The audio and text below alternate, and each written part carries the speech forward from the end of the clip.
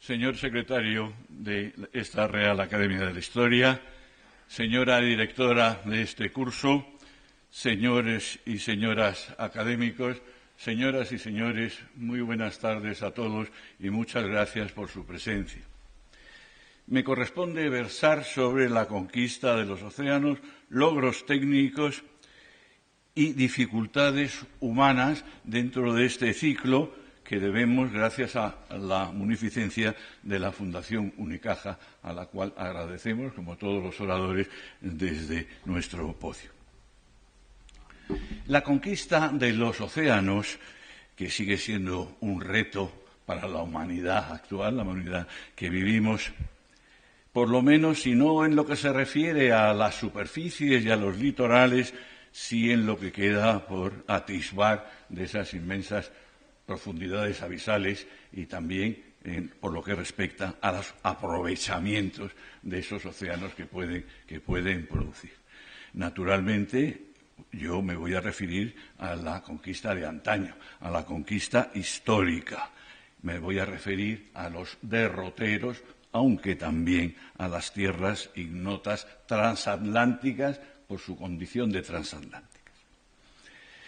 Esta conquista tiene lugar en una coyuntura histórica, en una pinza histórica que va desde mediados del siglo XV hasta finales del siglo XVI y que podemos concretar en dos momentos un poco más ajustados, como es el momento de la proyección al mar de esos dos reinos hispánicos, Portugal y España, en ese orden de prioridad y de importancia global, y que podemos finalizar en un momento en que el segundo de esos reinos, España, se desliga de alguna manera de esa proyección en Oriente con motivo de la mal llamada venta de Carlos I de las Islas Molucas, que es el imán, el atractivo económico, el atractivo pragmático que atrae o da origen a esas grandes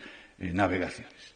Este fenómeno se produce, como ustedes saben muy bien, poco después de que tenga lugar esa magnífica proeza de la circunvalación del globo. Esa hazaña, como nos decía don Javier Puerto en su interesantísima conferencia de hace 2 días, parodiando a don Antonio Domínguez Ortiz, de que también fue una gesta pues casi deportiva. Y se produce, digo que no fue una venta propiamente, por lo que hizo el emperador fue enajenar unos derechos hipotéticos o reales sobre unas islas que estaba en discusión si entraba dentro de la zona asignada a Castilla o no. En realidad, lo que hace el rey emperador es algo movido por la necesidad más acuciante de contar con dinero líquido para sus exhaustas arcas, y se produce esa cesión, es la cesión de 1529, incluso en contra de la voluntad de sus propios súbditos. Si vemos las actas de las diversas de los momentos distintos en que se producen las cortes, 2 cortes sucesivas, además, la corte de Valladolid y la corte de Madrid, pues tal vez nos sorprendamos cómo los súbditos castellanos eran conscientes de la riqueza que podían y de la seguridad que podía dar para el futuro el seguir poseyendo las Molucas. En las Cortes de Madrid se llega a suplicar al rey emperador. Suplican a vuestra majestad, sea servido, tenga por bien no sólo de no enajenar de ello cosa alguna, haciendo algún partido con Portugal, como en las Cortes de Valladolid vuestra majestad lo prometió. Efectivamente, el rey emperador se ve obligado por las circunstancias. Portugal tiene ciertamente una proyección inicial más definida, pero cuenta también con algunos gajes porque no tiene las responsabilidades que tiene Castilla, primero en su propia reconquista, más extensa, más amplia, pero también más tardía, porque termina después, y las responsabilidades añadidas que va a ir adquiriendo con motivo del descubrimiento y conquista de América, y también las responsabilidades posteriores europeas, lo que plenamente me permite afirmar que con plenitud se puede hablar de que fue Portugal la que culminó un proceso plenamente interoceánico e intercontinental. Valiéndose también de otra circunstancia, pues que ya reconocía el padre Las Casas y que reconocerían los embajadores venecianos, del magnífico hacer de la diplomacia portuguesa, tanto a nivel internacional como a nivel bilateral, como a nivel también colonial.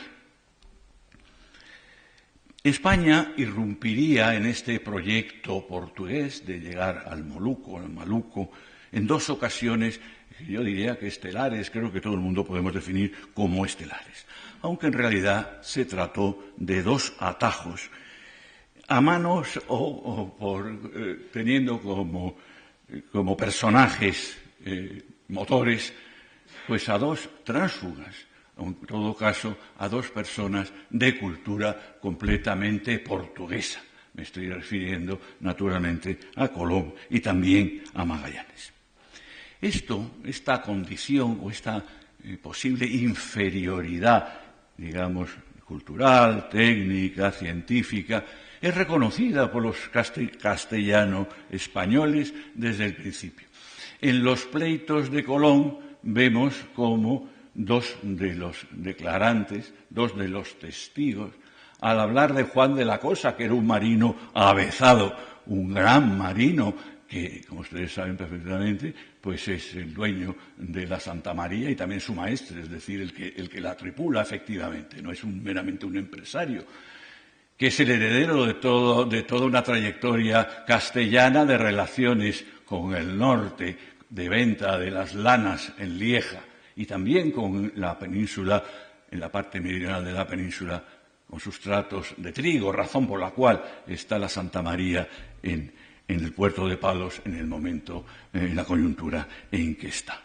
Pues bien, estos dos testigos dicen de Juan de la Cosa: todo lo deprendió de Colón, todo lo aprendió de Colón.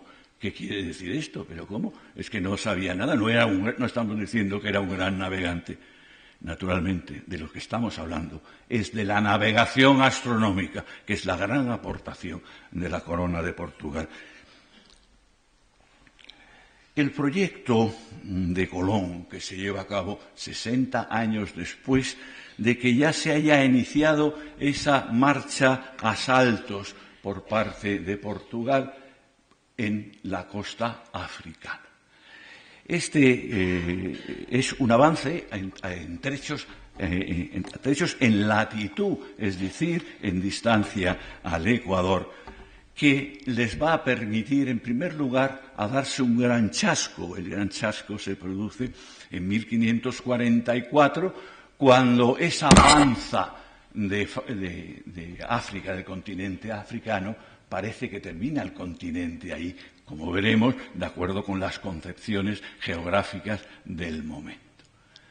Pero que luego continúan, superado ese chasco que también nos daremos los españoles en América, que intentaremos sortear y recorrer todo el litoral a ver dónde podemos pasar hacia el Moluco.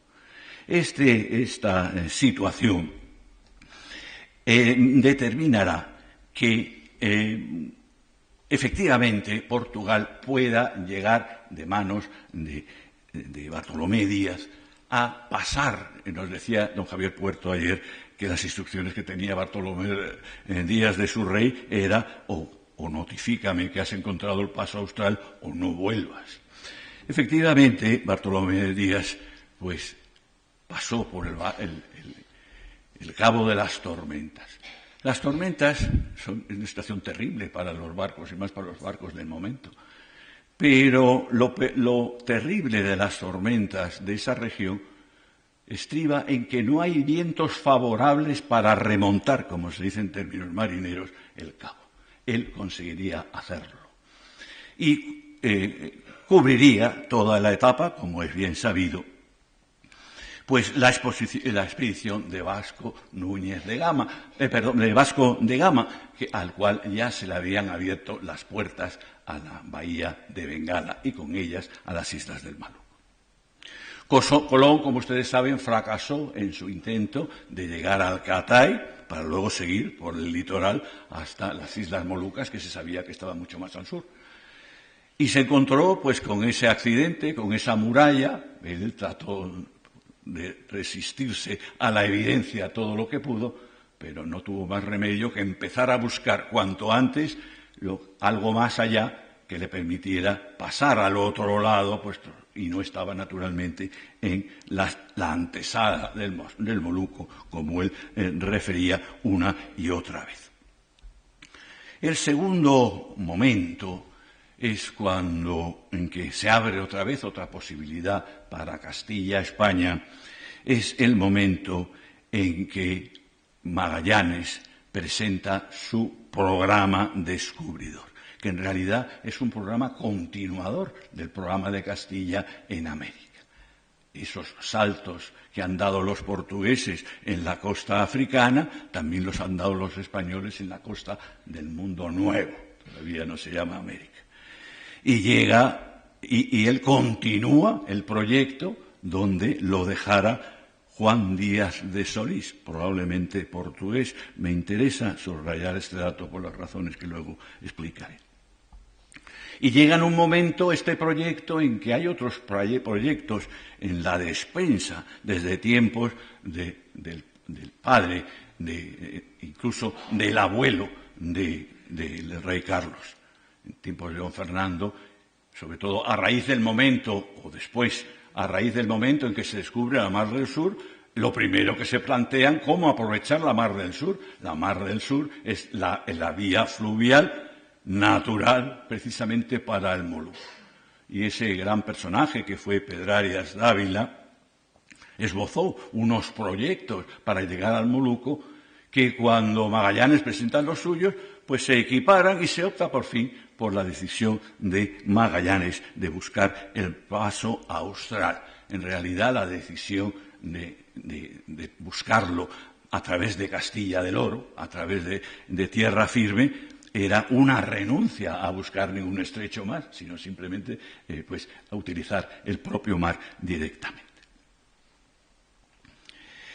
Portugal pudo marcar su presencia de esta manera pues más universal, si se quiere, merced a su sistema, que es un sistema pues que se ha querido comparar al sistema fenicio de las factorías. Naturalmente, no era un reino lo suficientemente poblado, sí, suficientemente rico lo llegaría a ser, pero suficientemente poblado o potente para hacer una colonización en profundidad, como haríamos los castellanos en el momento en que se nos impidió o fracasamos en nuestra primera intentona por llegar al Maluco por occidente. Lo que harán será una serie de factorías que serán fortificadas, muchas de ellas, desde el castillo de Argüín hasta el de la Mina, hasta llegar, por ejemplo, a Goa, la gran fortaleza de Oriente, casi diría yo que de todos los tiempos. Portugal seguiría otro sistema, excepto en América. Cuando Cabral interfiere, a su vez, en lo que los castellanos pretenden ser esfera suya, y lo hace en la tierra de Santa Cruz, en el Brasil, pues lo que dará origen es una verdadera colonización a la española, no a la portuguesa.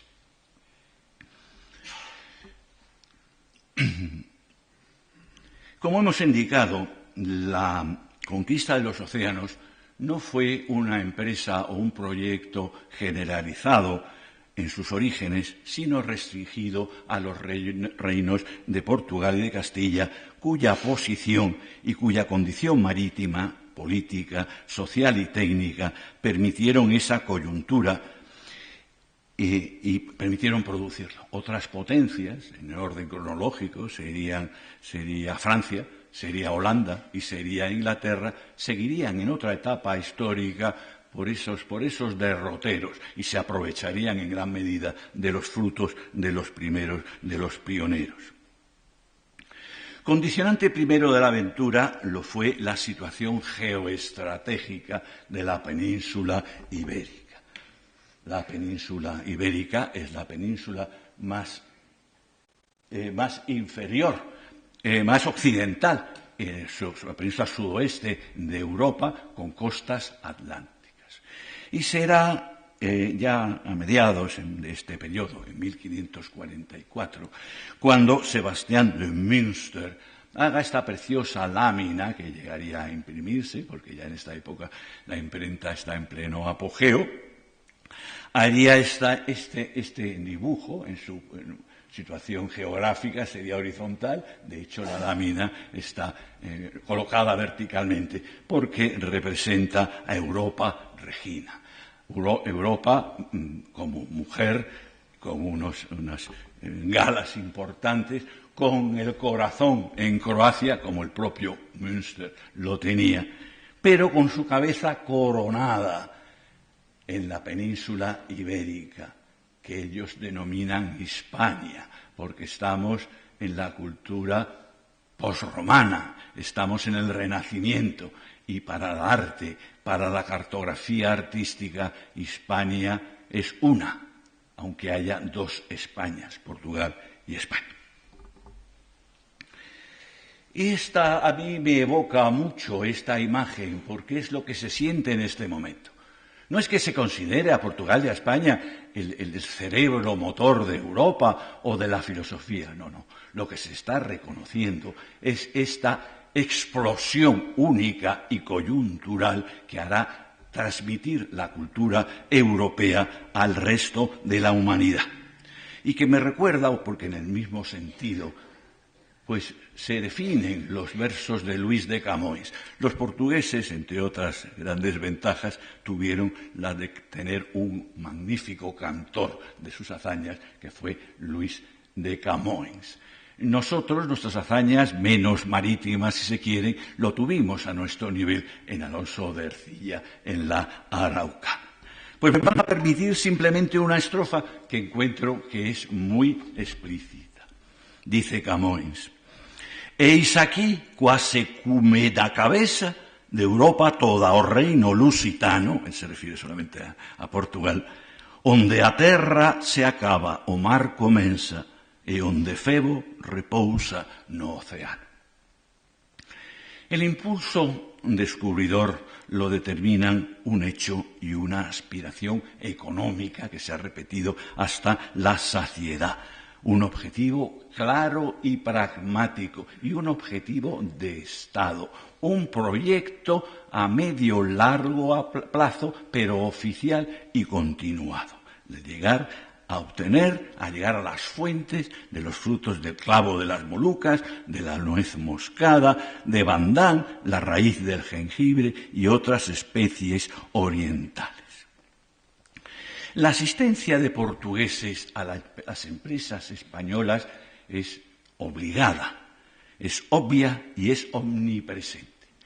Pero también podemos observar la asistencia tanto a las jornadas, a las empresas portuguesas como a las españolas, de numerosísimos italianos que en ocasiones pues llegan a usurpar pues en derechos y méritos ajenos.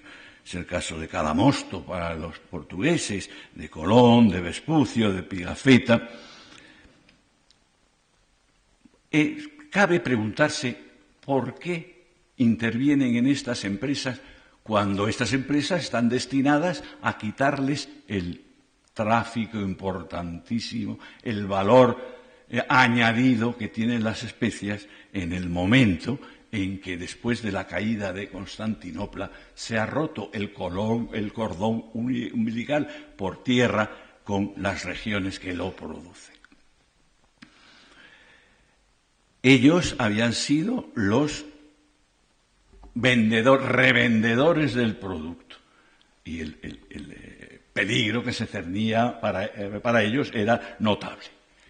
Ellos, que son utilizados en muchísimos casos como expertos de muy diverso tipo, pues lo que pretenden es no perderse la novedad en su negocio. Y de hecho saldrán beneficiados, porque una vez que Portugal se haga con el monopolio de las especias, todos estos pisanos, todos estos venecianos, todos estos romanos, pues volverán a obtener la distribución mediterránea de las especias, pero bajo otros dueños y bajo otros criterios. Cuando se inicia la etapa descubridora, no se trata tanto de ganar espacio, ni siquiera de obtener zonas de influencia, sino de lograr descubrir rutas que tenían que ser obligadamente marítimas, cuya distancia sólo podía ser intuida, especulada, polemizada por los cosmógrafos de corte y gabinete renacentista, que creían al mundo tripartito, dividido en tres partes, y marítimamente intercomunicado. Es el momento en que hay dos posturas científicas que se oponen.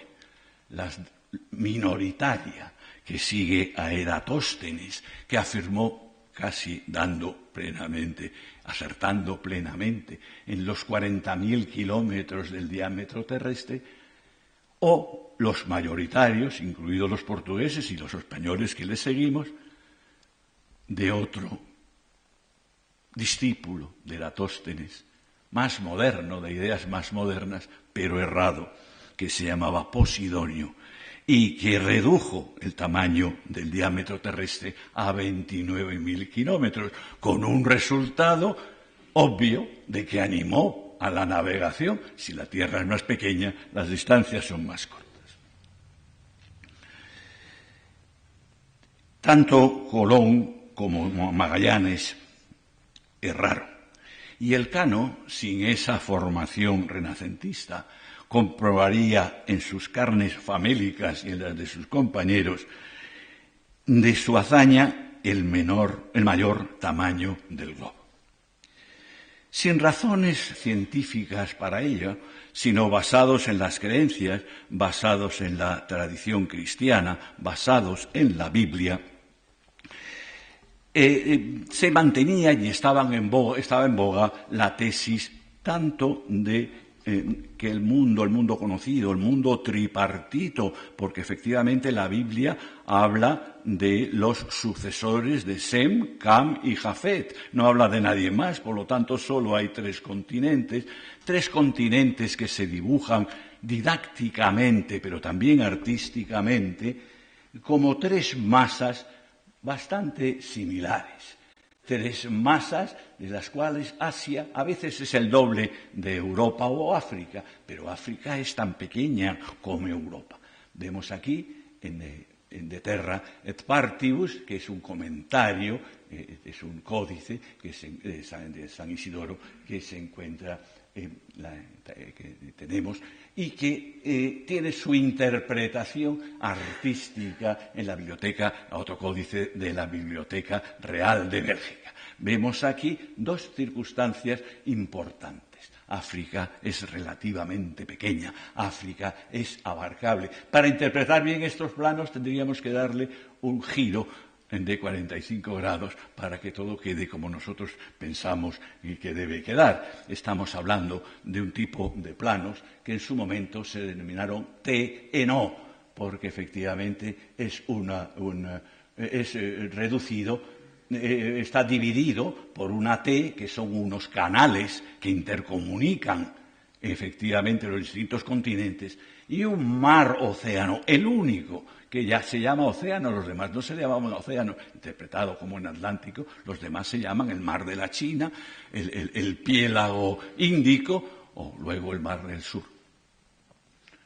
África es bordeable, por lo tanto esto anima enormemente a los proyectos que tengan este destino y este origen.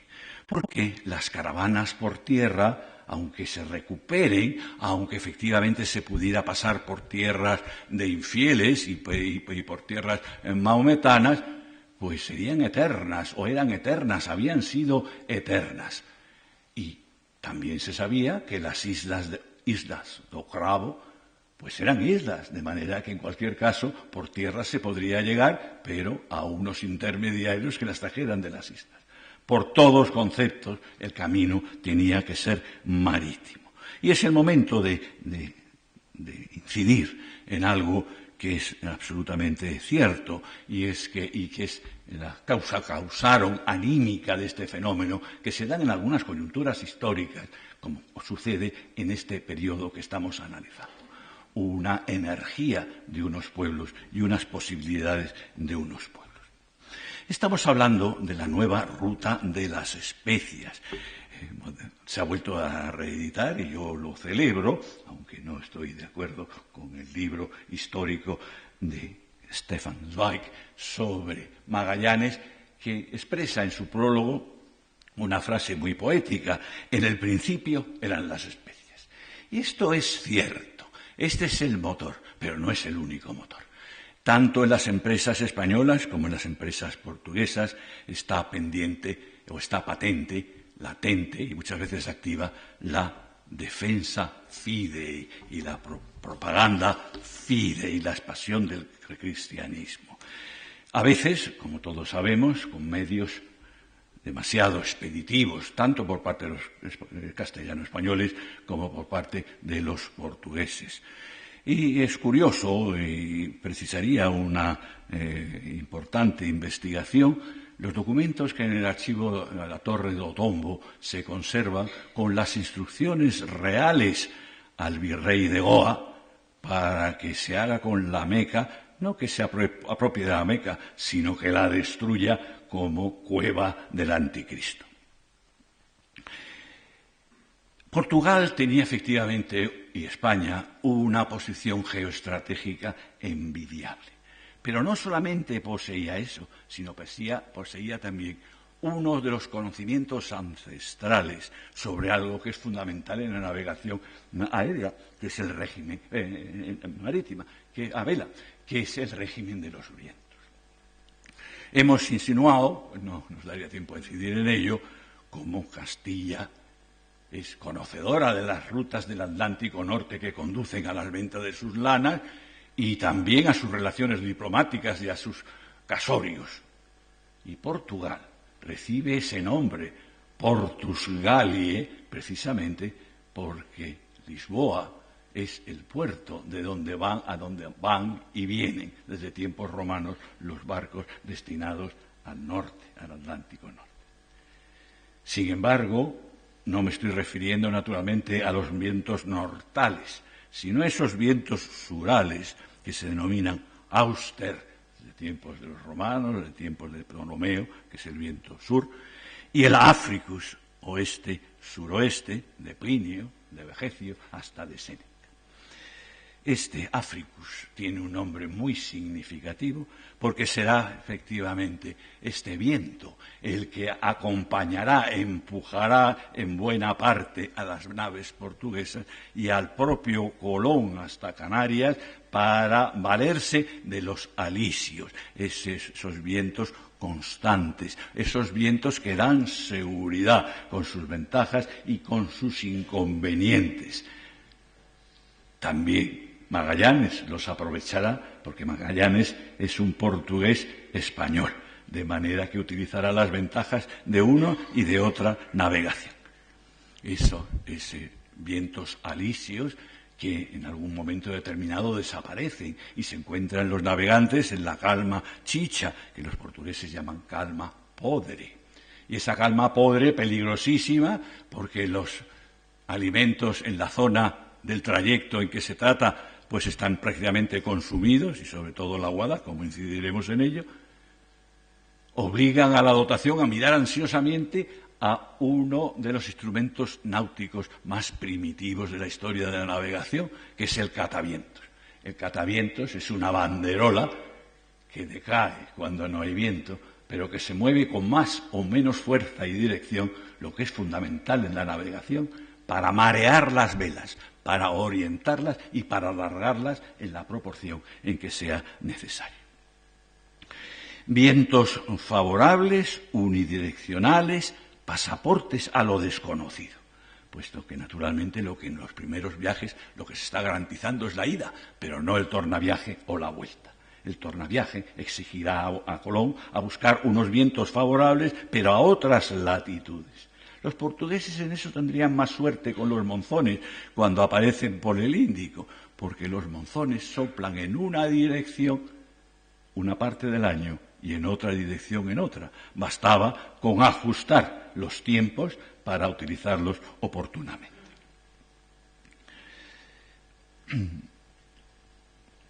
Hemos señalado como uno de los problemas que se encontraron en 1444 los portugueses, de que África continuaba y que no terminaba donde debería terminar. Otro de ellos, digo, es el temor ancestral, también religioso, a cruzar la línea ecuatorial. El Ecuador se creía que no estaba destinado para que la humanidad, una línea natural impuesta por el Creador a partir de un momento en que las aguas hervían. Tenemos que recordar todos esos miedos que relata cada mosto y hacen desaparecer Juan de Santarém y Pedro de Escobar en 1471, cuando hablan de la Cruz del Sur, a la que llama el italiano cada mosto carro del ostro, carro meridional. Y demostrarían que era posible orientarse con otro cielo y a través de otros instrumentos, entre otros el nocturlabio, porque va a ser la Cruz del Sur la que va a determinar la ruta. Los portugueses, como digo, encontrarían su propia impulsión en los monzones, tanto sus pilotos como sus roteiristas. No incidiré, el tiempo no me va a permitir hacerlo, hablar de la forma en que tenían los portugueses de enfrentarse a estos monzones.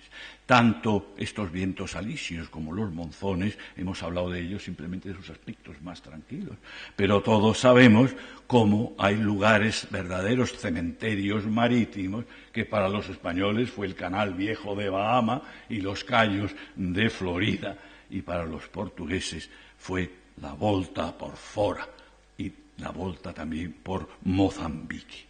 Los portugueses en 5 años llegarían a perder el 35% de su flota en naufragios. Y sabemos, lo hemos hablado recientemente en un curso también organizado por la Real Academia, que nada menos que 681 naves son actuales pecios en proceso de investigación.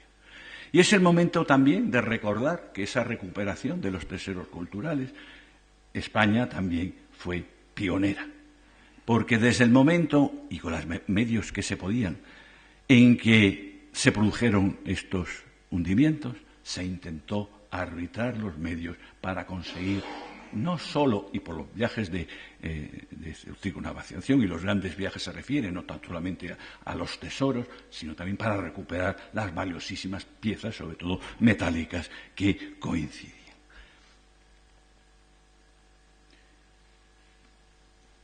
Cuando los portugueses deciden afrontar el mar, se encuentran con unos medios científicos de esa navegación astronómica a la cual me he hecho referencia, y que utilizarán, aplicando unos conocimientos que ya existían en los gabinetes de los cosmógrafos, los aplican a la Tierra.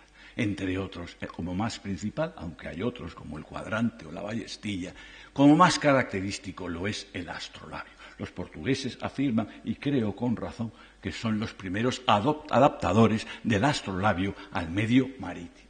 Aquí que vemos del Museo Topkapi un códice en que aparece supuestamente Aristóteles con sus discípulos y están manejando ese reloj de sol, esa manera de pesar el sol, que el tiempo no me impide entrar en ella, y cómo a su derecha aparece esta ilustración de Jacques Devaux, de la Biblioteca Nacional de Francia, en 1583, que efectivamente concede a Portugal esa prioridad de trasladar ese aparato que a veces era muy pesado, el aparato náutico, consiste en vaciar los contenidos, como vemos en ese astrolabio central, mazacotes y en materiales más ligeros que se puedan utilizar sobre una cubierta móvil.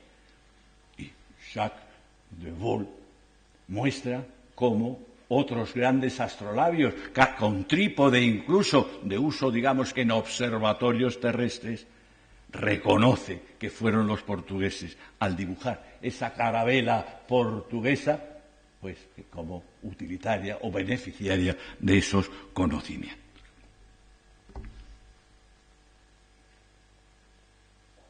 Decíamos que el paso del Ecuador determinó que se olvidaran muchos de los grandes, de los terribles mitos que existían. Y eso repercutió, como verán ustedes, me apoyo, y creo que todos los historiadores en una medida o en otra nos apoyamos en las dos muletas ajenas, digamos, a nuestra ciencia pura, que es la documentación. Una es la literatura contemporánea y otra es el arte contemporáneo. Pues será Teodor de Bry el que represente tanto los viajes de Magallanes como el de Colón en primer término, Magallanes en el segundo, a la inversa, rodeado de esos mitos que Colón y Magallanes destruirían. De todas formas, esta formación que también sustentan los cartógrafos portugueses, una vez que ya saben que eso no es verdad y que es un mito con sentido literario y artístico, en esa representación de ese leviatán que ostenta la esquina de Portugal. Una vez que esto pasa, pues queda simplemente para la literatura.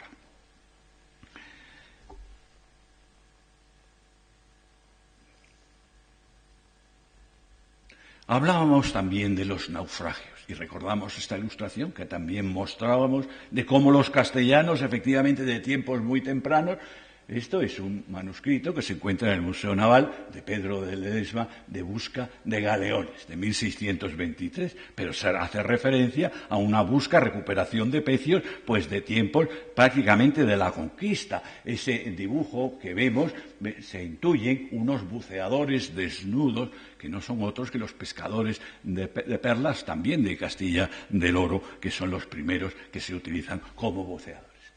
Y aquí, a la derecha, vemos ese preciosísimo libro Das Armadas de Portugal. Desgraciadamente, nosotros no tenemos una iconografía pareja de cómo un navío se hunde, un navío se afonda perdido a tormenta, en un lugar muy característico, precisamente al sobrepasar Mozambique. Las largas singladuras sin contacto con tierra impedían consumir víveres frescos y agua dulce obtenida de una aguada reciente. Se comía de lo estivado, se ha hablado mucho, se ha escrito mucho sobre esto, de los víveres mientras durasen, conservados gracias a la desecación, la salazón, el adobo y el ahumado, y acompañados siempre de un vino generoso, un vino consistente que tiene condición de alimento forzoso, como señalan las referencias, para mezclar con agua.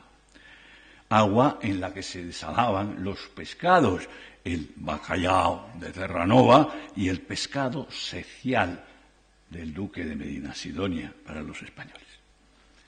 Las etapas para renovar el agua se aprovechaban también, si se podían, para refrescar también los alimentos. Las islas también, don Javier Puerto nos hablaba de esos bucaneros que secaban las carnes de su caza al sol. Pues bien, los navegantes también lo hacían, los portugueses lo hacían en Azores y Madeira, Colón lo hizo en La Gomera respecto a esas cabras salvajes que conseguían atrapar. Y cuando Magallanes y sus sucesores establecen contacto con los datos, con los régulos locales, lo primero que precisan es comprar en cantidades importantes cerdos vivos que mantener a bordo lo que fuera posible como medio de conservación. La dieta y las carencias producían enfermedades respecto a las que se ha dicho mucho, incluso desde esta misma cátedra. Solo subrayaré que la enfermedad marítima por excelencia, porque resulta una novedad, es el archiconocido escorbuto. Para ellos una sorpresa, puesto que hasta entonces no había dado lugar esas navegaciones mediterráneas en varias etapas, navegaciones a la vista de la costa, permitían en cualquier momento de necesidad pues llegar al puerto más próximo y comprar las viandas necesarias. El escorbuto lo define el adelantado Álvaro de Mendaña en su relación de su viaje, diciendo: llagas muy grandes, o definiéndolo, llagas muy grandes en pies y piernas, con lloros de quien las tocaba.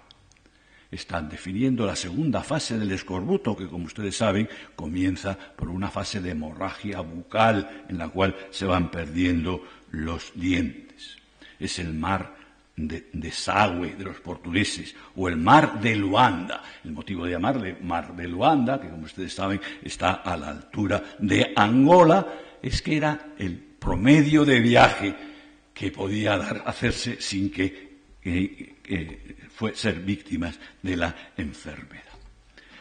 Se practicaba desde que se zarpaba la economía del agua, pero en situaciones efectivamente especialmente graves, pues la reducción del agua, que en todo caso era un agua inevitablemente putrefacta, de la cual nos hablan los relatores, que flotaban en ellas las cucarachas de la India, las cucarachas de Indias, dándoles un sabor muy peculiar.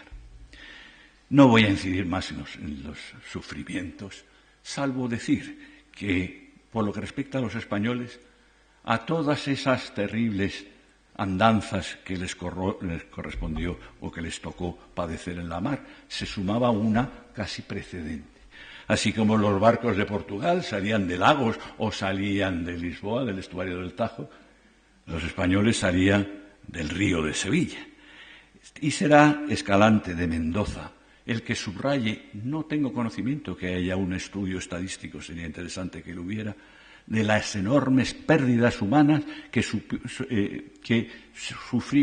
sufrió en los pasajeros a Indias, en las tripulaciones a Indias, al recorrer esas 16 leguas fluviales llenas de peligros muy conocidos, muy señalados, pero que se seguían produciendo ocasión tras ocasión. Escalante de Mendoza lo achaca al mal conocimiento de los pilotos de río y también a que las tripulaciones, es un dato curioso, mayoritariamente no sabían nadar.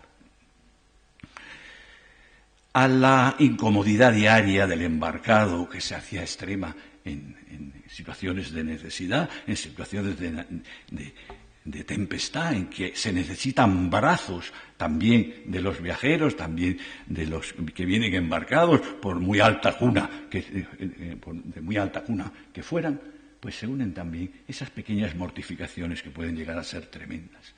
Cesario Fernández Duro, en sus Disquisiciones náuticas, que es un libro absolutamente recomendable, son varios libros, aunque solo sea como entretenimiento, habla de las sabandijas de a bordo.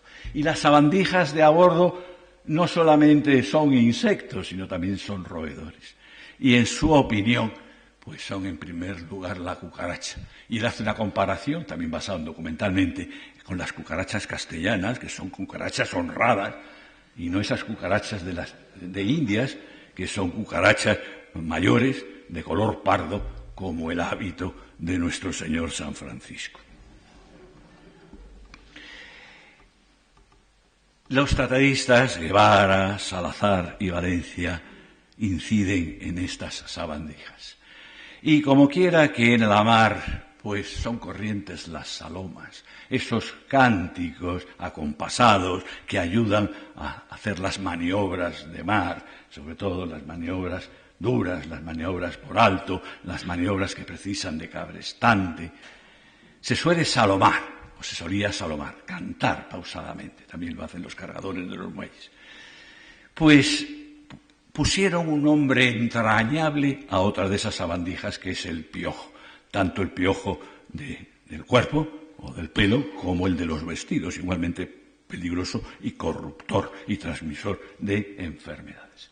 Tan es así que incluso antes del descubrimiento, en nuestras relaciones portuarias con el puerto de Burdeos, normalmente las enfermedades que nos gustan se les da el nombre de pestes extranjeras, la fiebre española, o en este caso la fiebre francesa para los españoles, fiebre española para ellos. Pues, como digo, se le dio un nombre entrañable al piojo y se hizo una pequeña salmodia de él. Le llamaban Juan de Garona. 3 cosillas mortifican a la persona, que es el gris, el frío, y la gaza, y Juan de Garona. Este último de los tratadistas citados, Eugenio de Salazar, cuando comenta de que los patrones, los maestres, incluso los generales, para dar incentivo a la tripulación y acabar con estas sabandijas, o por medio de humadas, que era muy incómodo, pues ponían precio a las cabezas, sobre todo de los roedores. Sabido es también que en algunas ocasiones salvaron la vida, como es el caso de Elcano, y que llegaron a tener tales precios que los tripulantes, los compañeros del Elcano, pagaban a peso de oro la pieza obtenida, o mejor dicho, a precio de oro no, que no lo tenían, pero sí a precio de participación en clavo que llevaban en las bodegas. Pues bien, Eugenio de Salazar dice de los barcos que tienen grandísima copia de volatería de cucarachas. La cucaracha de Indias, encima, era volátil. Tienen grandísima copia de volatería de cucarachas y de montería de ratones. Para que las conquistas de los océanos por los pueblos ibéricos se llevase a cabo, se precisaban también unos condicionantes políticos, una ciencia y unos conocimientos técnicos. El marco político general es la avenencia, la amistad de Portugal, la intención permanente dentro de una rivalidad muchas veces agresiva y continua, la intención permanente de mantener la Pax Hispánica. Esa Pax Hispánica que se juró en el Tratado de Alcasovas, en el Alentejo, ratificada en Toledo en 1474, por siempre, jamás, y que ponía fin a la guerra de sucesión española y a la intromisión, digamos, de Alfonso V en los asuntos españoles. Alfonso V tuvo la oportunidad, libre ya también de los líos castellanos, de cumplir las aspiraciones a las que no pudo llegar, aunque sí preparar el terreno, su tío Enrique de Avís. En la corte de Enrique de Avís es cuando el astrolabio se adapta.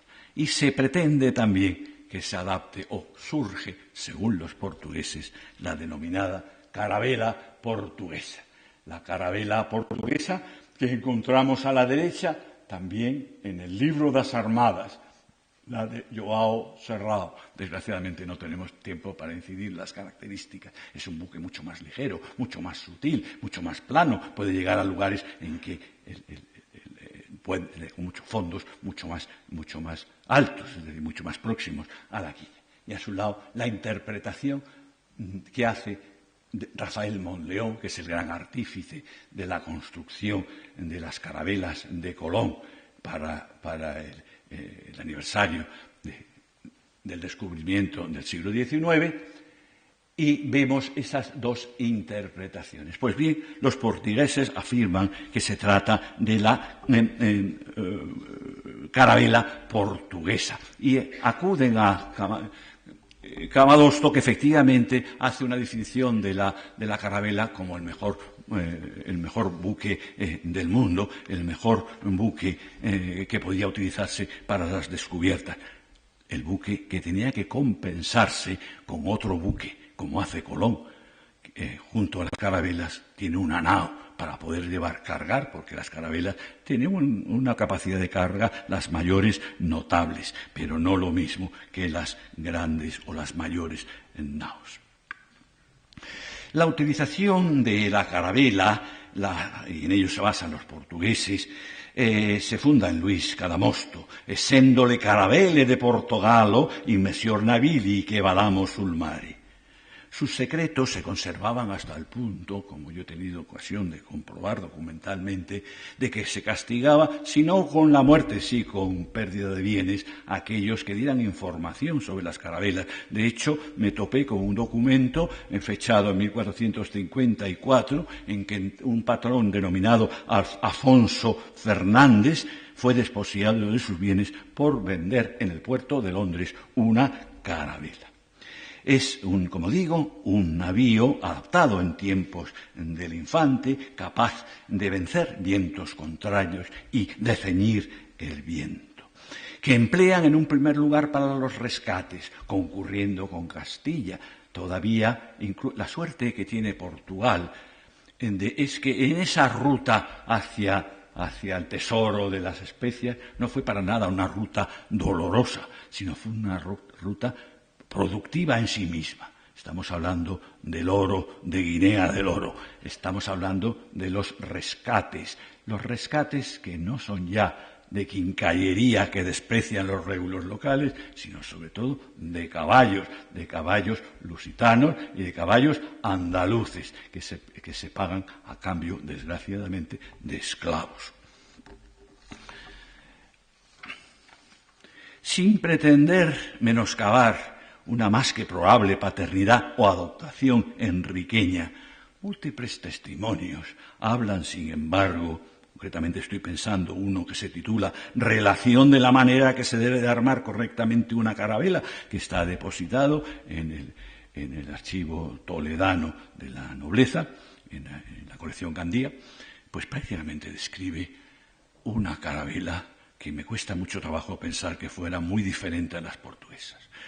Todos los hallazgos en la mar, cuando se tratan de pueblos tan próximos, pensamos en un pueblo de Ayamonte y otro pueblo de Lagos, muy próximos, con poblaciones emparentadas, que unos dicen un barco y otros otro, para el mismo destino y para la misma misión.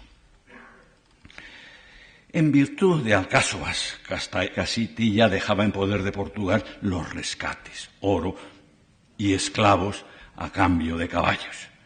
Circunscribía a Castilla a las Canarias. Sin embargo, Alcáçovas, documentalmente sabemos que no se respetó en nuestros aspectos.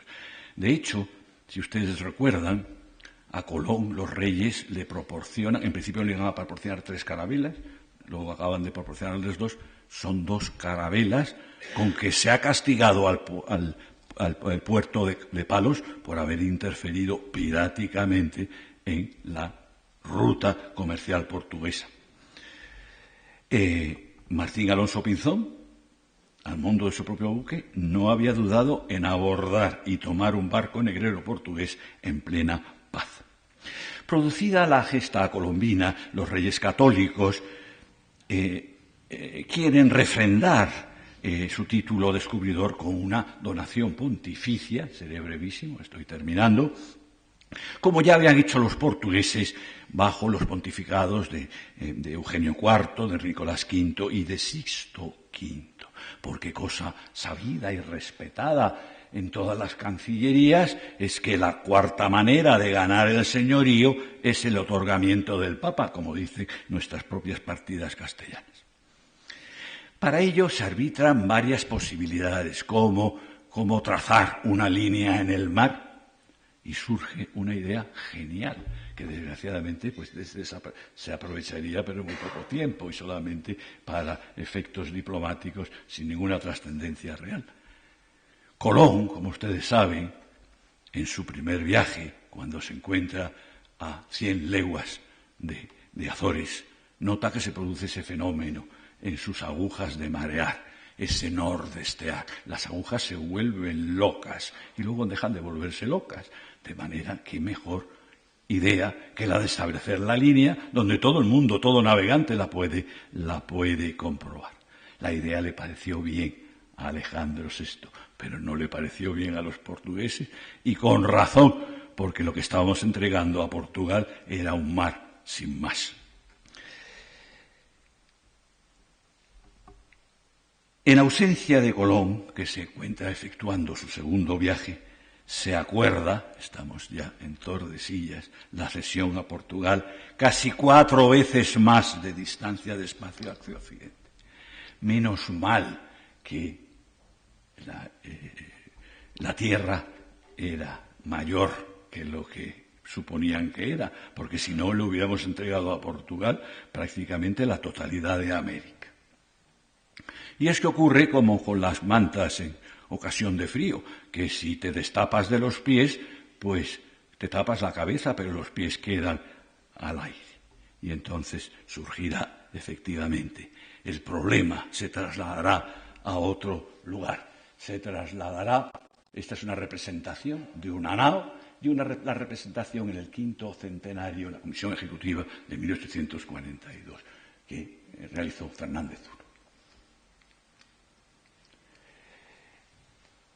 Tenemos aquí la demarcación, simplemente para que la recordemos, como ese meridiano de Tordesillas, esa cesión clarísima que se hace a la diplomacia portuguesa en aras de la paz, pues tiene su reflejo en el hemisferio sur, cuando surge esta problemática que estamos hablando, consecuencia de lo capitulado en Tordesillas en 1494, se traslada a este hemisferio y a estos mares la problemática que hemos tenido también en el Océano Atlántico. Las gestas de esta etapa se cierran también con esta primera circunnavegación, de la cual tenemos un testimonio en el plano de Agnese, la reproducción más bella para la posterioridad.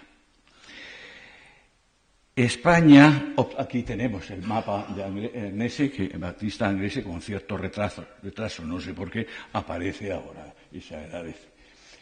El bellísimo plano en el que se refleja todo el viaje de circunnavegación, la hazaña circunnavegadora de España. Porque efectivamente podemos hablar de Lusitania maestra, pero España obtendría en lo geográfico marítimo 6 galardones mayores. Los descubrimientos exclusivos de la ruta americana por el Caribe y del propio Nuevo Mundo. El del ámbito pacífico desde tierra firme. Su acceso marítimo por el estrecho austral, la primera circunnavegación del mundo y la vía de regreso, el tornaviaje, de Filipinas no a Panamá, como hubiera querido Pedarias, pero sí a Acapulco. Además, por supuesto, de otras experiencias y búsquedas de nuevos accesos marítimos que se prolongarán hasta finalizar el siglo XVIII y aún continúan por parte de España en el continente antártico. Creo que el historiador debe tener siempre presente el tercer principio de la dimensión resumida del derecho según Domicio Ulpiano. Sum quique tribuere, dar a cada uno lo que le pertenece. Señoras y señores, muchas gracias por su paciencia y por su atención.